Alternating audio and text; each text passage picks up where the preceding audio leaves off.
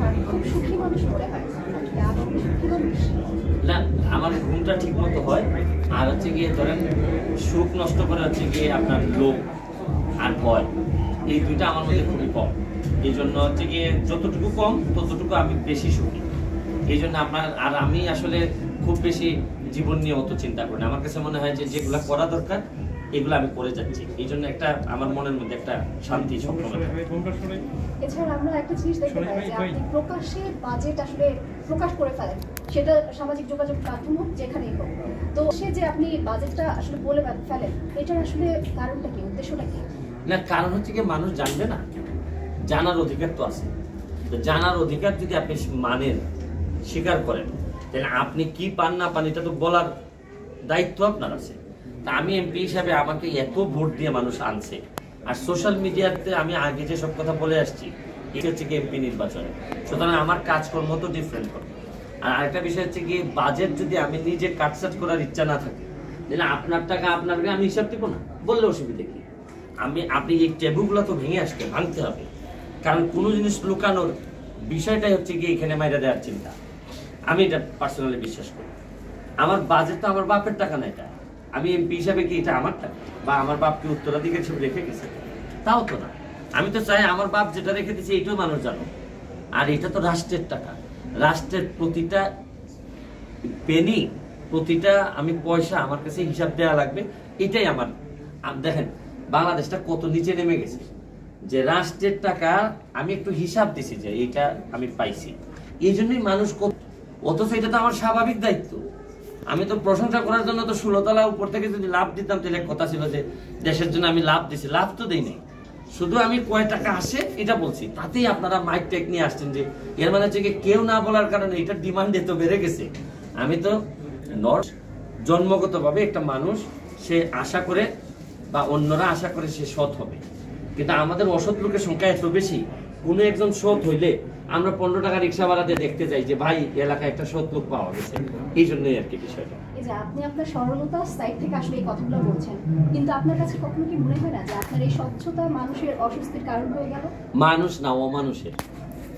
এখন অমানুষের ধরেন আপনি যদি একটা মলম দেন, একদম ক্লিন পরিষ্কার জায়গায় মলম দিলে জ্বলবে না, জলে হচ্ছে গিয়ে কাটা ছিঁড়াতে। তো যাদের কাটা আছে তাদের তো জ্বলবে।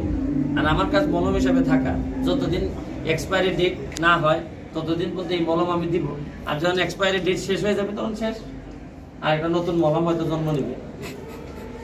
তো এ থেকে আপনার কাছে কি মনে হয় আপনার সংসদ সদস্য যারা বাকিরা রয়েছেন তারা তো প্রকাশ করছেন না, তাদের কি কোনো না কোনোভাবে চক্ষুশূল হয়ে যাচ্ছে না? আস্তে আস্তে সবাই সবই করবে। বাজারে যখন নতুন 100 টাকার নোট আসে, তখন পুরাতন নোটগুলা এমনিতেই মানুষ মানিব্যাগ থেকে সরাই দেয়। এটা কাউরে আবার এই স্ট্যান্ডিং অর্ডার দেওয়া লাগে না যে ভাই সরান সরান। এই পুরাতন মাল এইখানে মানুষ রাখে না। এটা কতদিন সময় লাগবে এটা প্রশ্ন দিতে পারে, কিন্তু পুরাতন জিনিস, যে জিনিস ভালো, যে জিনিস স্বাচ্ছন্দ্যের, এগুলো তো মানুষ নিবেই। আর না নিলে আপনি অতীত হয়ে যাবেন। তো যেমন বলছিলাম যে আপনি তো একটা সময় মানবিকতার কাজ করতেন, এখনো করে যাচ্ছেন। তো এখন যেহেতু সংসদ সদস্য, অনেক অনেক চ্যালেঞ্জিং আসলে আপনাকে মুখোমুখি হতে হয়, প্রতিনিয়তই হতে হয়।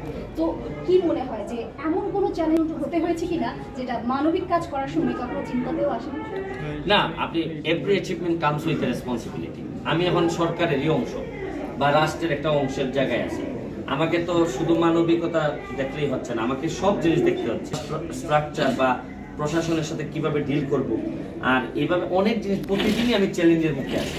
তারপর হচ্ছে গিয়ে যে আপনি যেমন ইন্টারভিউ নিচ্ছেন, আমি আগে যখন ব্যারিস্টার ছিলাম তখন এত সুন্দর সাংবাদিকরা ইন্টারভিউ নিত না। এবার এটাও তো একটা চ্যালেঞ্জ আসছে যে অনেক সুন্দর সুন্দর সাংবাদিক আমার ইন্টারভিউ নিচ্ছেন।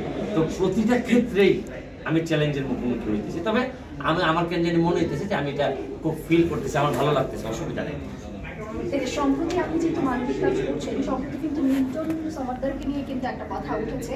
তো এই ক্ষেত্রে আসলে মানবিক কাজগুলো কতটুকু আসলে হুমকির সম্মুখীন কিংবা না, এগুলো আমি ওনার ব্যাপারে ভালো জানি না, কিন্তু আমি মনে করি যে কাজ করবেন, কাজ করতে করতে বিভিন্ন জিনিস হবে। কেউ কাজের নামে বিভিন্ন কিছু করতে পারে, এগুলো আমি মনে করি আমাদের কাজের জন্য কোনো বাধা হবে না। শুনেন, যারা মানবিক কাজ করে তারা এইখান থেকে করে, এখান থেকে হইলে আপনি খবর নেবেন এই না সেই না, আর এখান থেকে করলে কেউ তারা আটকাইতে পারে না। সে করতেই থাকবে। এই যে এখন যে এত নেতিবাচক কথাবার্তা মানবিকতা নিয়ে, তো এটা কি সমাজের উপর সমাজের প্রভাব এই জায়গায় আসছে এখন আর পিছনে যাওয়ার সুযোগ নাই, সামনের দিকে যেতে হবে। আমরা নষ্ট হওয়ার মনে করেন যে শেষ সীমা যেটা থাকে, এই শেষ সীমার পরে কি হবে, আবার ব্যাক করে সামনের দিকে যেতে হবে। আমরা এর চেয়ে বেশি নষ্ট হওয়ার কোনো সুযোগ নেই, আমরা সর্বোচ্চ নষ্ট হয়ে গেছি, এখন পারলে সামনের দিকে যেতে হবে। ভাইরালের জন্য সবকিছু দিয়ে এখন ভাইরাল হয়ে যাচ্ছে মানুষ, সম্প্রতি আপনিও ভাইরাল হয়েছেন, আপনার সহকর্মী নানান বিষয় দিয়ে আসলে ভাইরাল। আমি ভাইরালের যোগ আমার বিশ্বাস আপনিও ভাইরাল হয়ে যাবেন, এবং আপনার হাসি তুলনামূলকভাবে অনেক সুন্দর হাসি, ভাইরাল হওয়ার জন্য যথেষ্ট সুন্দর হাসি। Thank you.